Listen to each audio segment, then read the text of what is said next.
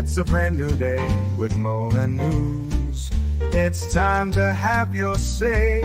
She's got the scoop, the stories, all the latest trends. Mo's got the news, let's hear it. My dear friends, from politics to showbiz, no story's too small. Mo covers it all. She's got the inside call, her voice so smooth, like honey in the summer sun. With Mo on the mic, you know the news is always fun.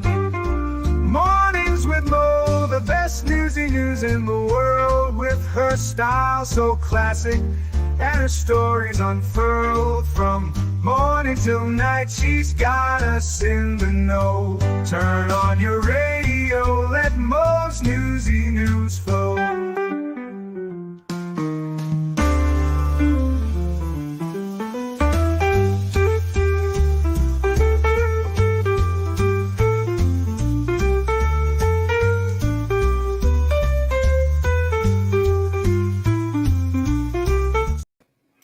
Good morning, everyone. It is Mo with Mornings with Mo, and it is the 16th of October. Thank you, Wolfram, as always, for doing your Modly Mod stuff. Good morning, Christine and Tammy and Siobhan and Taryn. Let's see. And Tammy, but not Tammy Bogart. Welcome.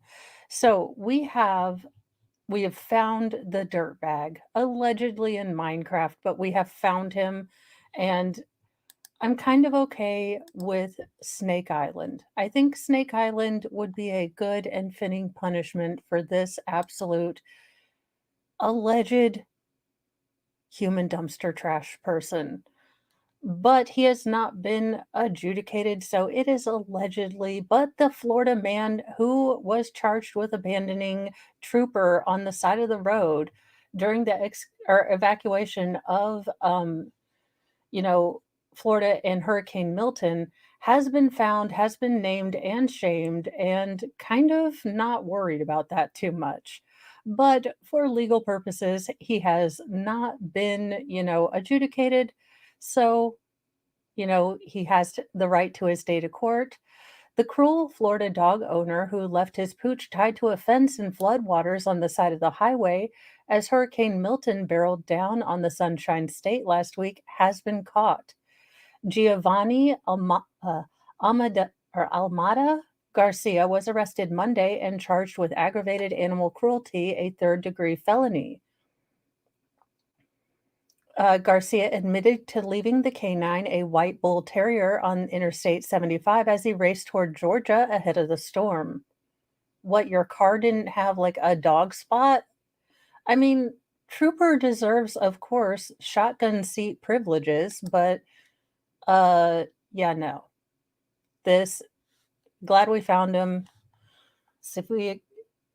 Those are some dead-eye Manson lamps.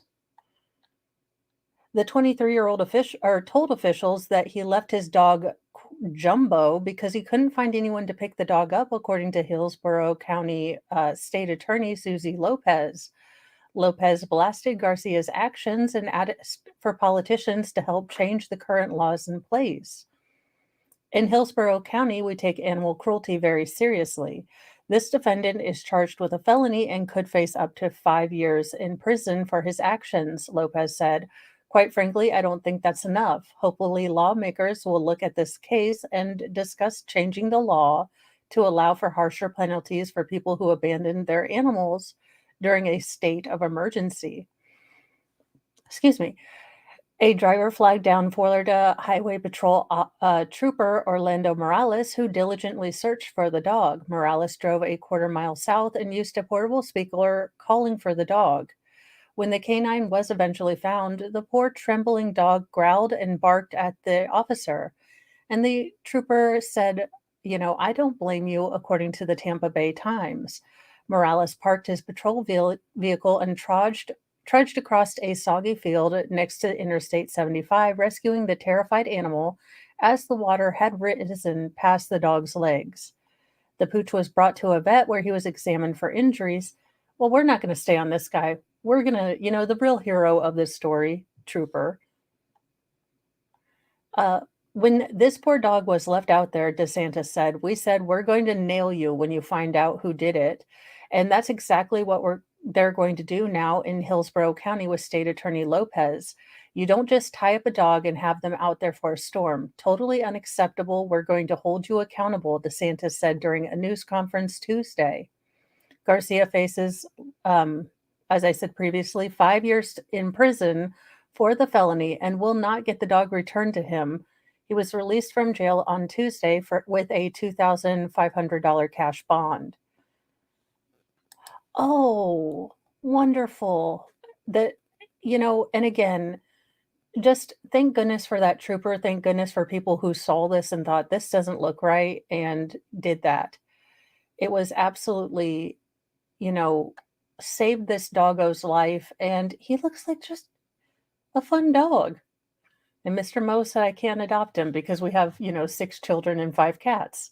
But I would, which is why I'm not allowed to go and listen to, or watch those little Sarah McLachlan puppy videos because I'd have a Dalmatian plantation. I'd become, I'd become the end of 101 Dalmatians. If you have money to burn and you'd like something that not everyone has, you could buy the world's smallest Rubik's Cube, because why, I don't know. Those things are impossible to fix, especially if you have ADHD and can't remember which way you know, squiggle it all the time. The world's smallest Rubik's Cube, but it has a giant price tag. The world's smallest Rubik's Cube might come with the world's highest price tag. The fully functional 6-sided puzzle cube by Japanese toy maker Mega House is so tiny it could fit under a fingernail, and you probably need tweezers to solve it. At a price of $5,320 or 777,777 yen, the cube was made available for pre-order on the manufacturer's website on Thursday and is expected to deliver next April. Yeah, no. Each order comes with a stand declaring it's the world's recorded or the world's smallest Rubik's Cube. Guinness World Records officially confirmed the puzzle by Mega House is the world's smallest rotating puzzle cube in August. The rotating puzzle cube is made from aluminum and weighs 0.33 grams or 0.0 ounces. It measures 0.19 inches wide and 0.19 inches. Could we just use centimeters? Like, I understand that we Americans don't really like the metric system, but 0.19 inches makes no sense to me. The 5 millimeter Rubik's Cube is the result of the trinity of machine cutting tools and the player's passion. Kayutsu Sayuto, president of Iroso, of course it is, Precision, the company used for precision cutting, said in a video on Mega House's website. The miniature Rubik's Cube is about a thousandth of the size of the regular Rubik's Cube. The company began to conceptualize the small cube 4 years ago and began to, try to produce it in 2022. The release of the world's smallest Rubik's Cube coincides with the 50th anniversary of the original Rubik's Cube. Yeah, that just looks like I spent $3,000 and don't know where the Rubik's Cube is. That would get so lost at my house, and I would be so irritated. Now for a story from my home state, because, well, we just excel at everything we do. We are the Sarah Boone of states. One outlandish discovery after another. Sheriff headed to prison for using taxpayer money to buy a private plane, classic cars, and luxury jewelry. Couldn't have happened to a more gross person. An Indiana sheriff who used county taxpayer money. Do you know Tiffany Henyard? Tiffany, this is your future. Who used taxpayer money as his own personal slush fund to allow him and his family to live a life of luxury, which included purchases of an airplane, classic cars, and Rolex watches. On Monday, a judge sentenced Jamie Knoll, who served as sheriff of Clark County from 2015 to 2022, to 15 years in prison. The judge suspended 3 of those years, which will be served as probation. He must also pay back $270,000 in fine. Okay, so 270,000 in fines and then 3 million in restitution because he's a he's a peach. Knoll in August pled guilty to 27 charges, including business influence, theft, tax evasion, and official misconduct, because that's what goes on. Judge Larry Medlock admonished Knoll before sentencing him. One outlandish discovery after another, Medlock said, according to the Louisville Fox affiliate WDRB. You failed everyone, bullying those who would not submit to your will. The list of items he bought was brazen, indeed. In addition to Sheriff Knoll he also headed up the new Chapel Fire and EMS, where he used credit cards to buy an astonishing $4.4 million worth of goodies for himself. These included $15,000 on Rolexes, $25,000 for a Cessna airplane, plus another $16,000 for repairs. 160,000 in Amazon purchases, an audit concluded, according to WDRB. Knoll's theft wasn't just a victimless crime. He claimed agencies he ran were cash-strapped as he ran rampant, spending money for himself and his family. About 20 people testified at the hearing about how his greed affected them. Quote, he had no regard for our personal safety, no regard for our mental health, none. Former New Chapel EMS paramedic Suzanne Davis reportedly told the judge. Money that Knoll stole could have been used to enhance safety in jail, victims said, that led to deadly consequences. Christopher Sweet died in 2017 after allegedly not receiving treatment after he complained of chest pains. Quote, I hope you suffer every day, his mother, Janice Sweet, reportedly said at Knoll's sentencing. I hope you rot in prison. For his part, Knoll apologized to his families, residents of Clark County, and his fellow law enforcement, people. I do not look forward to the next 12 years, but I understand why I will be spending time in prison. I accept this, Knoll reportedly told the judge. The Indiana State Police police officer was arrested last year after questions arose about Knoll's spending habits. His wife and daughter are also facing charges. Knoll rose to prominence after appearing in the A&E reality show 60 Days In, which has previously been hosted by Law and Crime founder Dan Abrams. The show, which launched in 2016, chronicles volunteers going undercover as inmates in county jails in an effort to expose corruption and criminal activity.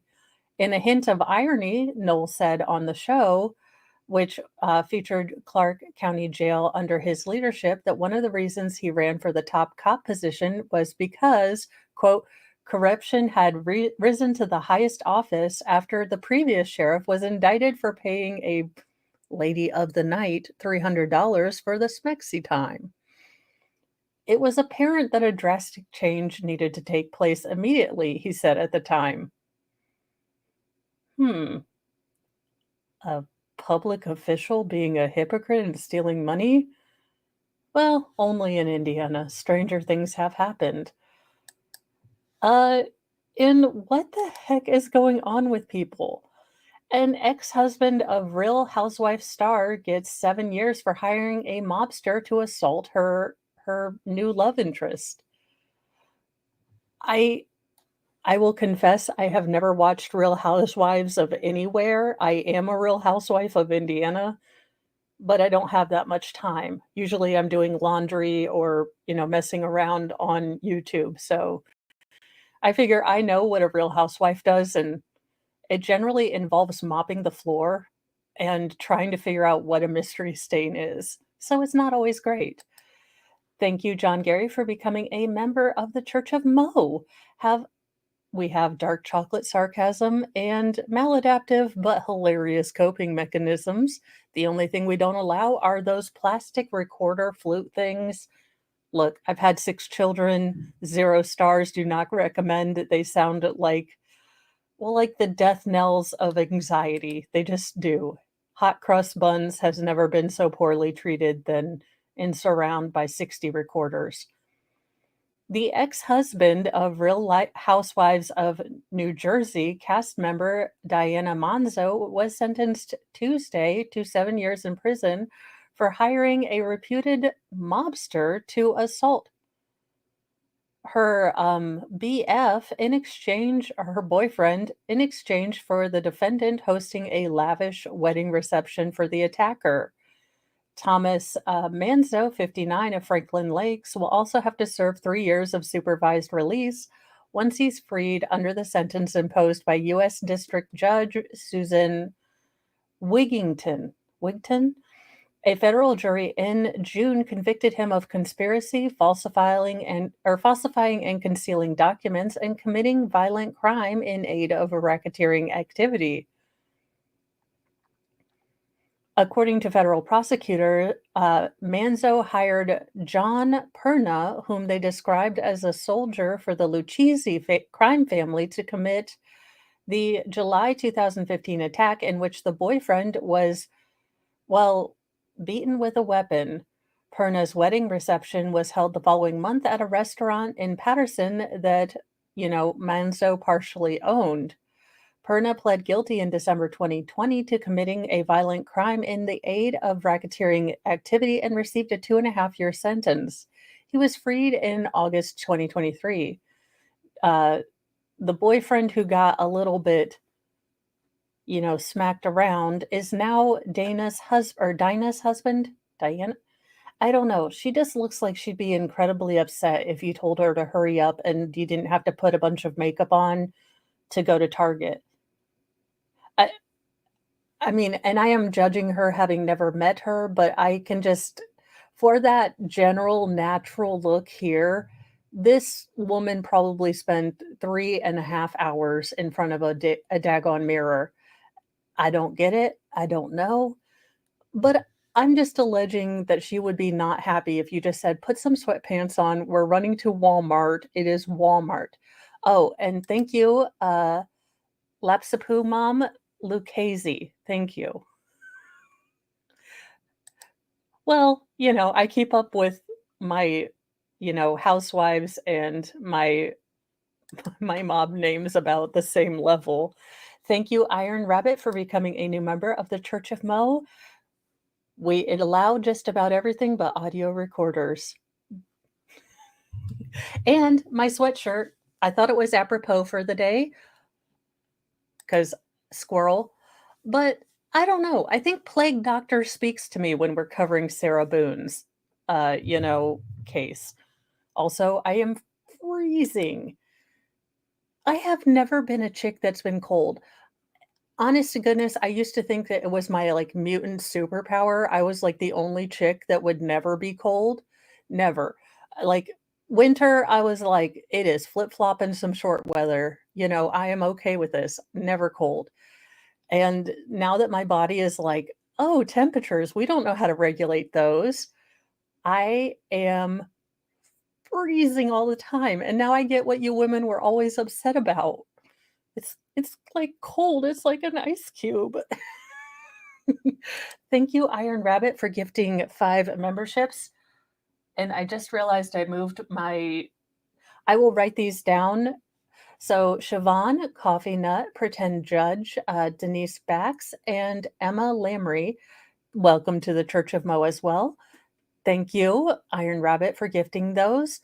And have a wonderful, wonderful day. Thank you for joining, and thank you for your support, Iron Rabbit. So, yeah, we'll get back onto, news. I just thought, holy goodness, how do women stand being cold all the time? I'm very tempted to have a blanket. I have behind the scenes, in the glamorous life of, Mo, Amazon sells heated slippers. And you're probably, well, they're like heated boot things. They're connected with a wire. These things save my life. If there are things and you need to work uh, around your body kind of being weird, don't be afraid to make adaptations. Don't be afraid to make yourself a little bit more comfortable. Uh, it's not a sign of weakness. I don't know why I had such a mental block on this, but oh, I love it. I love these heated little, like, well, they look like terribly ugly Uggs, but they're comfy. So, surfer Bethany Hamilton shares an update about her nephew's drowning incident. I did see this story earlier. I'm hoping that there will be a better outcome. I didn't want to put out anything until maybe there was a conclusion of what was going on, but hopefully.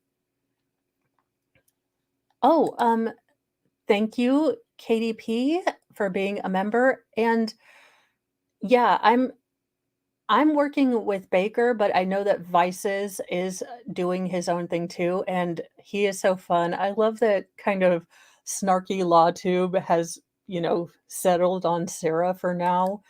Though I will be putting out some updates today because the Delphi case is going wild. All Why all cases decide to go insane on the week where my body's like, "Hi, hi. Are you okay with having a flare come up? Are you, I know you don't have anything busy, but I mean, are you okay with a flare?" And I'm like, "No, no, I am not. Can I schedule this for after these 2 trials?" Body looks at the calendar. "Sorry, this is non-negotiable. We have these days blocked out." So yeah, so we have Delphi and we have Sarah Boone. Shark attack survivor Bethany Hamilton is thankful for the outpouring of support amid a heartbreaking experience. After the pro surfer shared that her nephew, Andrew 3, was hospitalized after drowning, she expressed gratitude for the guidance and well wishes the family has received. "We're hopeful," Bethany wrote in her October 12th comment section. "Thank you for your prayers and support. We're in contact with many helpful individuals, and we trust that God has Andrew in his hands." Among the medical experts the family is in contact with is Dr. Paul Harsh, a world renowned medical expert on drowning injuries, after his daughter saw the plea. Oh, KDP, thank you. And is that Welsh money? I don't know, but thank you so much. I do the same thing all the time. I'll be looking at one kid, but writing something down for another. And I'm like, you know who you are. I was there too. Sometimes I know who you are. And you did not have to super chat that, but thank you so much for the support. And have a wonderful, productive day. Iron Rabbit, thank you for your support. So, what a cool thing. I know I joke about everyone putting everything in their life out on, TikTok, but if it can help you put you in touch with these experts who are really going to give, oh, cool beans, KDP. I was like, the only other country I know that has a W is Wales. I'll take a stab. But it did put them in contact with a doctor who has a specialty and, maybe really can help them with some of the things and give them advice. "Please pray for Andrew and all his loved ones," the 31-year-old wrote in another update. "Prayer is all we can do, uh, during this hard time." The Soul Surfer author also reflected on her decision to share the harrowing experience on social media. Though she was apprehensive to take that step, she's glad she did. "I was not planning on posting about Andrew's incident," she explained on her Instagram stories on October 13th. "I didn't want to go to the public in the first place, but I knew that I could potentially help him by getting more support and receiving more help around what he's going through. It currently has been a blessing, she continued. Thank you. I don't plan on posting a lot. I will be off this space for the most part, but thank you for the love, support, prayers, and knowledge. Bethany first made a plea for help from medical professionals on October 12th on Instagram alongside a photo of Andrew. Help, she captioned the post. My precious nephew was medevaced to Kapolani in Oahu this morning after drowning last night. He still has a heartbeat and there's life in him. So, you know, it is hard to try to deal with social media and all the negatives that come in. But for things like this, when you need to reach out to experts, and it would probably be a very individualized field, then I think that this is okay. I'm sure she got a lot of support, and hopefully people weren't, well, internet trolly to her, but it's the internet. We're wrecked, she continued.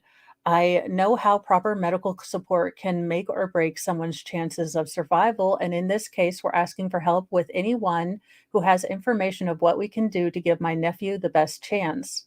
Meanwhile, Bethany's brother, Noah Hamilton, issued his own plea on Facebook and gave more insight into the incident. Join us in the prayer for my brother's fifth youngest child, Andrew, as he was life flighted to Oahu in the middle of the night. He's 3.5 going on 5. He's a strong, resilient kid and an amazing swimmer, but he was found not breathing in shallow water of the bathtub. His vitals were enough to get him to Oahu. So hopefully they can get some answers and, get some realistic supportive help from doctors. And I say realistic, I don't want this to have a bad ending, but sometimes if your brain has been deprived of oxygen for so long, and he might have an underlying condition, which, you know, I will tell you the scariest thing youngest, most feral ever did was we believe he had a seizure. I was doing something upstairs about 2 years ago. I hear this scream like I have never heard in my entire life. He is my youngest of 6 kids. I have never heard a scream like this. I run downstairs into our basement, and his eyes aren't blinking in the same cadence. He's very disoriented. He's clammy. He's pale, which again for me, but he was even paler. And he had screamed so loud that I got to see firsthand what little petechial hemorrhages look like. And he was just so out of it. So I took his little body, and we are so lucky that, we live about 10 miles, 5 miles, if I'm going to be honest about how I was driving that day from an ER. And, they did a scan, and they said everything seemed to be okay. He did get the whole, flashing lights, brain. I know there's an actual word for what the seizure test is, and he didn't have that, but his pediatrician, because I've only noticed that behavior one other time when he got overheated, said that some kids can be really, really affected by temperature changes. So now if I know it's going to be hot outside, I monitor him, or if I know, because he is my one kid that would wear like full on fleece hoodie pajamas outside in the middle of daggone August. I'm like, would you stop trying to give mommy a heart attack? He's like, I am cold. And now that I live in a cold body, I'm like, "Okay, I get it, but still, it's August. Could you just stop?" So,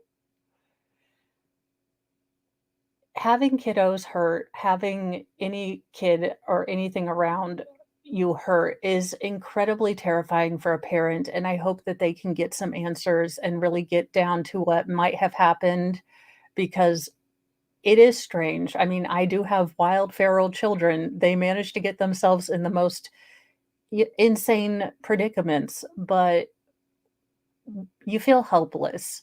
You feel helpless when you don't know and you are waiting for those doctors to come back with answers.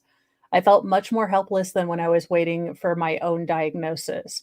And he is fine now. He is okay. He came in and, stole chips this morning from I like kettle chips, and if I'm gonna eat bad chips or bad for me food, they have a Carolina barbecue kettle chip, and I am like, "Those are mine, those are coming out of my room, they are not coming out of my room."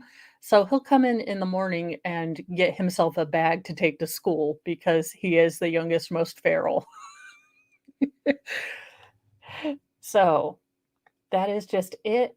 Now, I love it when you can work with all of your other employees and get the job done. A force multiplier wielding suspect gets, he gets some working guy justice as employees at a pizzeria, subdue him until the police officers arrived. Thank you, John, for your super chat. I will be writing all these tags down in between this and the hearings motion. I was trying to declutter my desk because my diamond painting is only like huge mungus. And I've realized this is a terrible planning and I need to get better at measuring things. So thank you so much for your super chat, John. Also, if you break your nose and you have one of these little piercy guy things, do they just like clip it out? I don't know. Yikes. Pizzeria employees in Texas, well, I mean, you have to have some cojones to try to rob a joint in Texas. Took justice into their own hands when a man tried to rob their restaurant last week. Suspect Richard Curtis, 19, was charged with aggravated robbery, according to Fox 7 Austin. He allegedly walked into a Marco's Pizza location in Austin around 7 p.m. on Thursday and approached an employee. Fox 7 reported that Curtis slipped a worker a note reading, "Don't say ish, empty the drawer." He then showed an employee his force multiplier in his waist, band. The quick thinking employee grabbed the suspect, put him in a chokehold while his coworkers called the police. People that work together, I mean, there you go. The manager allegedly tried sending a force multiplier, a freedom seed downrange at the robber, but the gun would not fire. Seeing that his, force multiplier wasn't working, the manager then pummeled Chris with the handle of the force multiplier. I mean, makes sense. At one point, the manager grabbed a knife from the kitchen and asked Curtis if he preferred prison or death. This is the most Texas of Texas things I have ever heard, and I am here for it. I am here. He's like, "Do you want to be judged by 12 or carried by 6?" And I know I shouldn't be laughing at, violence. So diamond art is kind of, I will show it on the hearing, but it's like the sticky. You're basically making a piece of artwork almost like cross stitch, but you're using these little diamond things, and the paper is like gluey. Very technical. Art art talk is like, "What?" I would go Dirty Harry. I totally think I would do that. Um, Fox 7 reported that one employee was injured during the incident and was later treated for a head wound. Authorities are actively investigating the incident. There are no additional details at this time.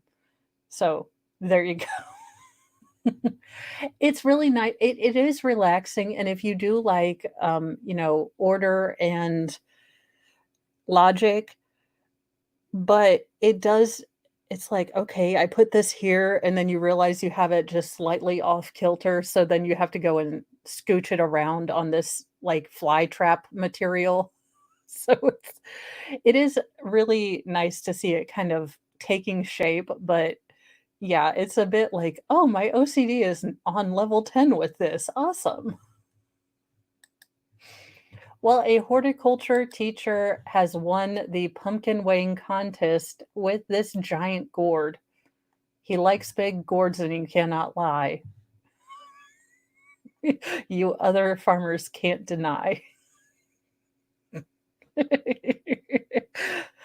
A Minnesota horticulture teacher remained the reigning champion Monday of the annual pumpkin weighing contest in Northern California, where his massive gourds have won the top prize 4 years in a row now.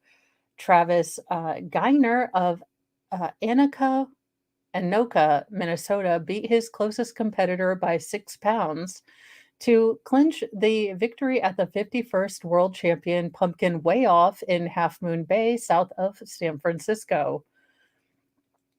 His winning gourd came in at 2,471 pounds, falling short of the world record he set last year with a pumpkin weighing 2,749 pounds. Aw, and his daughter's there and she's dressed up, or grandchild, I don't know. But she's all dressed up in Halloweeny stuff. As a person who does not like pumpkin spice, I am going to be honest, I don't like it. I would much rather just have some nutmeg. It's really too heavy cinnamon for me. I am not a fan. I don't like coffee. I don't like pumpkin spice anything. I think it's gone too far, people. It has gone too far. Put down the pumpkin spice. Just stop. I feel like as a woman, I can talk about the insanity. I like cinnamon, but it's a really artificial, very low grade cinnamon, in my opinion. Like I said, I have a weird thing. I just don't like pumpkin spice, and I don't like coffee, so really it doesn't apply to me. But now I'm just inundated, like, "There's pumpkin spice lattes," and I'm like, "I don't care." Now, I love pumpkin dump cake. Now, pumpkin dump cake, you don't have to call me anything but just to the table if you have a pumpkin dump cake, but anything else, I'm like, "Can we talk about the madness?" Uh, he said that he has done it in the past and he would focus on having healthy soil and well-fed plants, but that a cold fall with record breaking rain probably impacted his pumpkin's growth. We had a really tough weather, kind of season, and somehow, some way, I kept working. I had to work for this one, and we got it at the end, but it wasn't by much. He and his family drove the gargantuan gourd for 35 hours to California. Can you imagine the U-Haul? Yes, this is U-Haul. What do you need to move? Do you have a flatbed? Uh, well, I guess, yeah. Okay, can it hold a 2,000-pound approximate pumpkin? I guess it can hold whatever you want it to hold. That's an oddly specific reference, though. Sure, why not? Okay, we'll take it. I say this as someone who has the oddest questions to ask people in stores, so I can only imagine. That's just what it is. He said the Great Pumpkin's next stop will be in Southern California, where a team of professional carvers will do a 3D carve on it at a Halloween event. Uh, Geiner has a winning streak at the same contest last year. He nabbed the Guinness World Record for heaviest pumpkin with the previously mentioned orange orb that topped out at a whopping 2,749 pounds, besting the old record of 2,702 pounds, grown by Stefano Colbrukti from Rada in Chianti, Tuscany, Italy. Uh, there you go. Now, that particular pumpkin was the first pumpkin to pass the 2,700-pound mark, according to Guinness. Meanwhile, also last year, a pumpkin grown in upstate New York tipped the scales at 2,554 pounds, setting a state and U.S. record. Scott Andrews's entry broke previous national record at 2,528 pounds. I'm just thinking that's a lot of pies, but I could see it would be much funner to have it carved by people who can actually carve stuff. In I'm going to need all Lord Chippy. Please, Lord Chippy attendants, please come to the front. We're going to need to go extra slow on this one. And I know this might sound incredibly silly. I have so much sympathy for people that are struggling with infertility. I am incredibly blessed to have the children I am. I understand the heartbreak, though. I have PCOS, which, has really, really, you know, messed up a lot of my hormones. And for a long time, I didn't look at it as what I was putting in my mouth. So there were thoughts that I was not going to be able to have children with just how messed up my cycle was. So I understand every month, looking, thinking, damn it, I've done everything right. I temperature checked, I did this, I did that. You know, I understand not, to the full extent the walk of infertility, but I understand. And I get that. I get the heartbreak of wanting something so bad. But no, just absolutely no. What a gross, disgusting human being to attack a friend and try to steal her baby. Woman who unalived pregnant victim she met on Facebook, cut the fetus from her womb, then claimed the child as her own, is sentenced. A 44-year-old woman in Missouri will spend the rest of her days behind bars for kidnapping and unaliving a 33-year-old pregnant woman and her unborn child from Arkansas in a botched scheme to steal the mother-to-be's baby and claim that the unborn child was her own. U.S. District Judge Stephen R. Bowe said on Tuesday ordered Amber Waterman to serve 2 consecutive life sentences in a federal correction facility for the 2002 slaying of 33-year-old Ashley Bush and her unborn daughter, who she had named Valkyrie Willis. Records reviewed by Law and Crime show there is no chance for parole in the federal prison system. Thank God. Waterman in July formally pled guilty to 1 count of kidnapping resulting in death and 1 count of causing death of a child in utero. Yes, your womb, and that's why we have doctors. This is why you don't do at-home C-sections, because depending on the placental placement, you can be cutting right through a placenta. Which I can't believe we're even having this conversation. Do not meet people on the internet to steal their children. I feel like that should just be number 1. Also, you're not fooling anyone. Stop it. And rest in peace, Ashley Bush and, baby Valkyrie. What a fitting name for, a child that seemed to want to fight for life and had to deal with a demon. Waterman in July formally pled or I'd already read that sentence. Waterman's husband, Jamie Waterman, has also been charged in Bush's death. He is facing 1 federal count of being an accessory after the fact to kidnapping resulting in death. Prosecutors allege that he assisted his wife in covering up the crime despite knowing she had kidnapped and killed Bush. Jamie Waterman appeared in court Tuesday after. What a dingleberry. Less than a week before his trial was scheduled to begin. So he did plead guilty.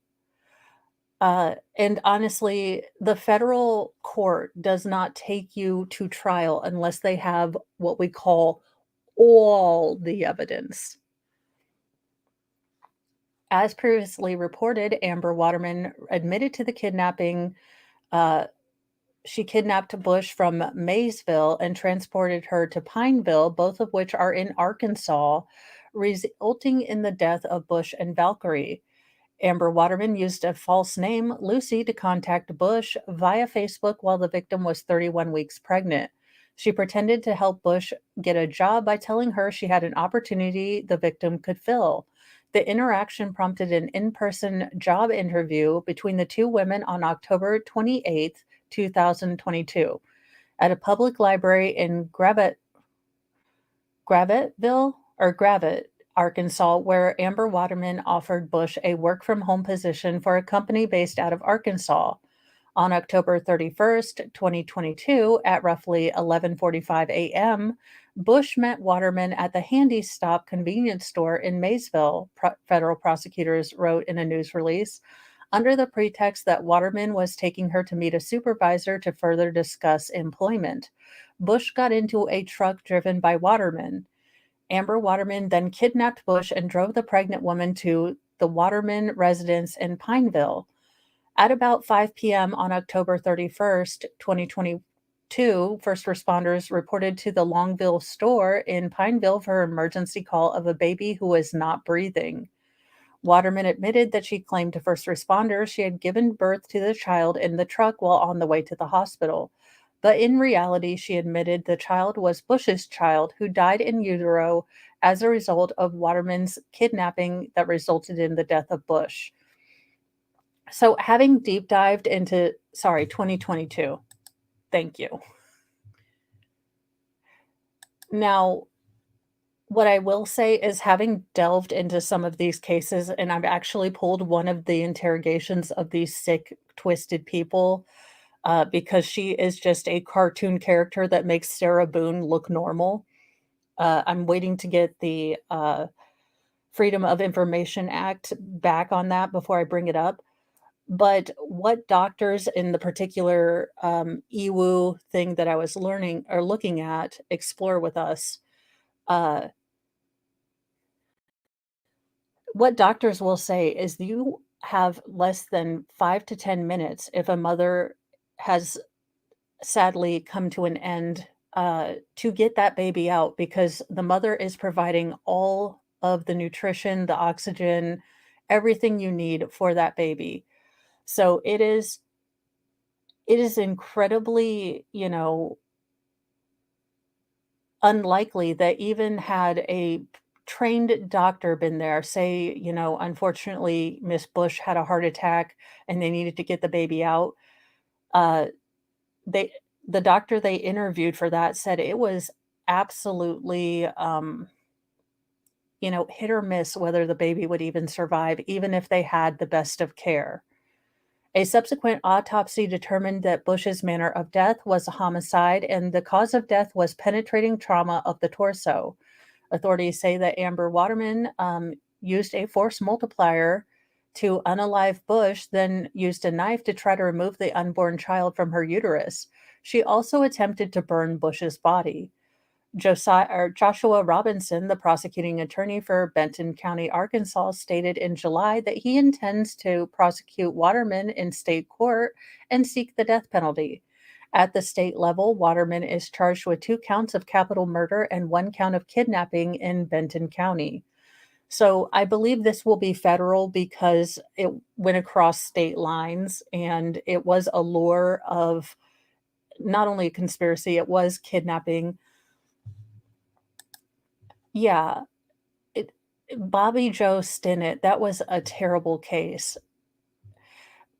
Moms to be, be careful. Not all of those, having been in some of those groups 6 times, those expecting moms, due date club, such and such a month, inevitably, we would find out that there would be 3 to 4 women in there that were completely lying about being pregnant. They'd use stocked, stock ultrasound photos. Other people would find this out. I have no idea how to do a reverse image search. I don't care, but what a gross and disgusting human dumpster water, just thing. Now, in a thing that I'm sure will make sense to some of you, because I have no idea what conkers is, but it sounds like a fun word to say, and this man seems like he's very intent on things. So I have no idea. But there is a conkers controversy. World Tournament investigates claims of cheating with steel chestnut. I have no idea what Conkers is, but let's see what it is. The World Conquer Championship said Tuesday that it was investigating allegations of cheating after this year's men's winner was found to have a steel chestnut in his pocket. More than 200 enthusiasts of the traditional game entered the annual competition on Sunday in the small village of Southwick in central England. The game involves players using conkers, the glossy browed seeds from a horse chestnut tree threaded into a string to try to smash their opponent's chestnut. Okay. This is what happens when you don't have cable. Look at what we used to do before for fun before we had South Park. Each player takes 3 alternate strikes. Veteran player David Jackins, 82, won the men's tournament, but organizers said they launched an investigation after claims that he might have used a steel chestnut. Cheater's gonna cheat. Allegations were raised by Alistair Johnson Ferguson, ooh, a double barrel name, who lost the men's final against Jackins after his conker disintegrated in one hit, the Telegraph paper reported. Organizers confirmed that a steel conker was found in Jenkins' pockets. Investigations are ongoing, but they said it appeared unlikely that he was able to cheat under the scrutiny of judges. Jenkins has denied the allegations. Quote, he was very closely watched by 4 judges.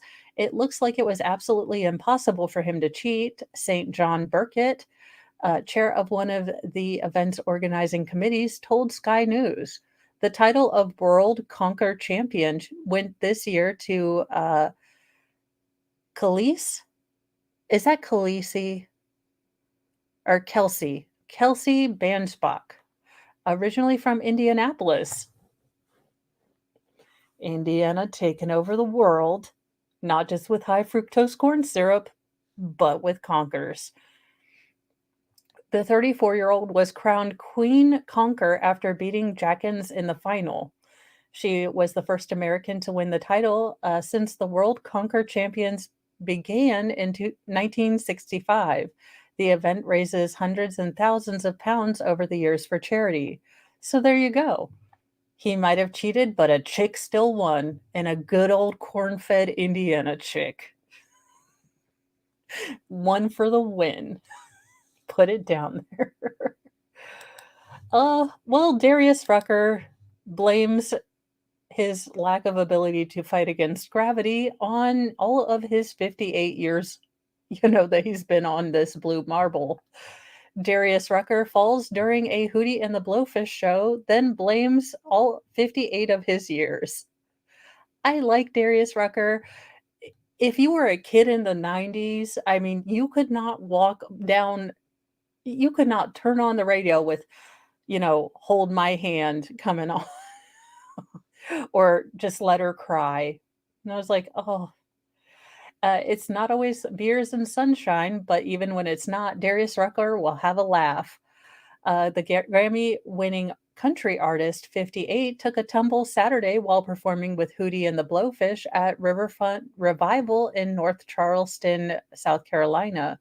It was the band's first time playing the music festival, which Rucker founded in 2022 and has headlined every year since. As caught on a fan video, Rucker was well into the first verse of his 2009 solo hit All Right when he appeared to trip on an onstage monitor, falling first on his hand, then rolling to his back. With the help of a camera operator, he swiftly recovered, joking, quote, I'm old as F. His band played through the whole ordeal. We've been doing this all summer, Rucker said later, alluding to the 43-city Hootie and the Blowfish tour that kicked off in April and made its last stop in North Charleston.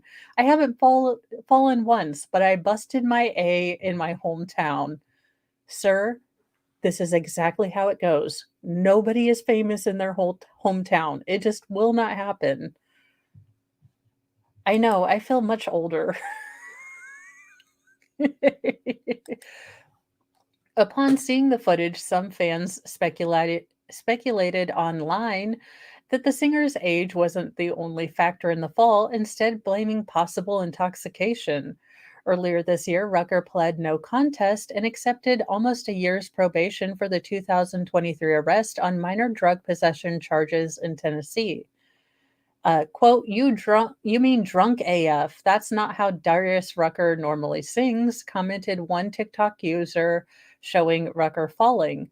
A representative for Rucker did not immediately respond Tuesday to the Times request for a comment.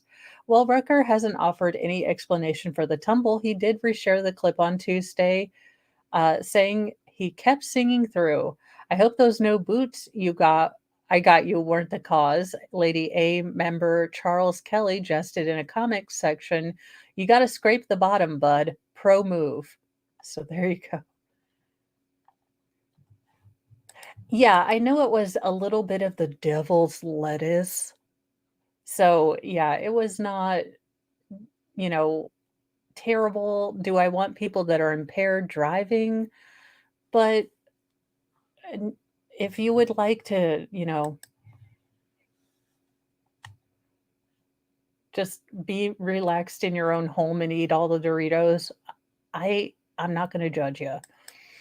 In our final story, a bear would like to get his higher education. A bear visited the University of Montana campus and followed a student around. He thought it was freshman orientation. It was confusing. Police at the University of Montana issued an alert Tuesday morning to warn students and faculty of a bear wandering campus. I figure at the University of Montana, isn't there just kind of like a warning? Do they have like a little, like just bear alert, like a yogi alert that just I feel like in Montana you'd be kind of used to just critters, but call me crazy. They first sent out the alert at 5:09 a.m. and revealed that the bear was first spotted near a bike rack outside Craig Hall. Police said the bear had followed a student for a short time but did not act aggressively during the encounter. Officers located the bear near Elrod, Craig, and Dunaway Courtyard and asked all students, faculty, and members of the public to steer clear of the area until the bear could be removed from campus. So there you go. He was just looking to see, how college students are. He was like, I know they have Cheetos here. Hand me the Cheetos and no one gets hurt. He's like, and a cup of noodles. He was promoting bike riding.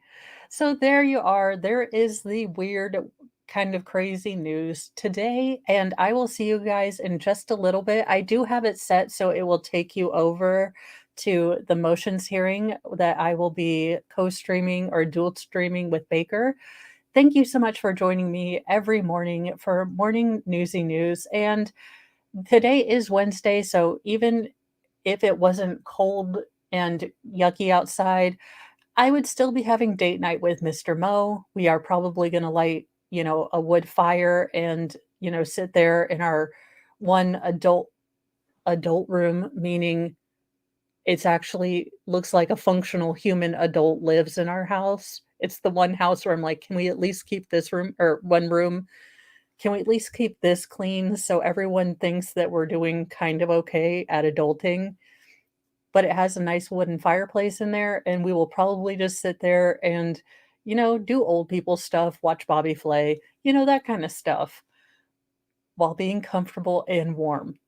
And I might get marshmallows. See you guys. I will be over in a little bit.